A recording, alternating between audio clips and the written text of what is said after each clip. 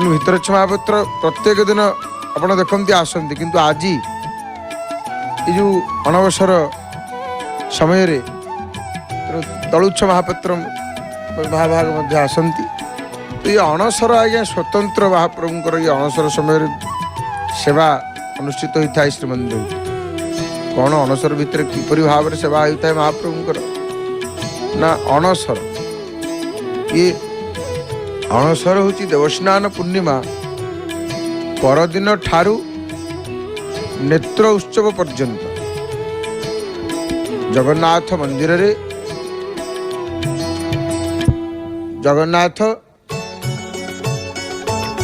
ଜଗନ୍ନାଥ ମନ୍ଦିରରେ ବଳଭଦ୍ର ଏବଂ ଜଗନ୍ନାଥ ମହାପ୍ରଭୁ ସୁଭଦ୍ରାଙ୍କୁ କୁହାଯାଏ ଜ୍ୱରରେ ପୀଡ଼ିତ ହୋଇକରି ଉପଚାର ଘେନୁଥିବାରୁ ଭକ୍ତମାନଙ୍କୁ ଦର୍ଶନ ଦିଅନ୍ତି ନାହିଁ। ତେଣୁ ଏହି କାଳକୁ ଅଣସର ବା ଅନବସର ବୋଲି କୁହାଯାଏ। ତେଣୁ ଦେବସ୍ନାନ ପୂର୍ଣ୍ଣିମା ଦିନ ଦେବସ୍ନାନ ମଣ୍ଡପରେ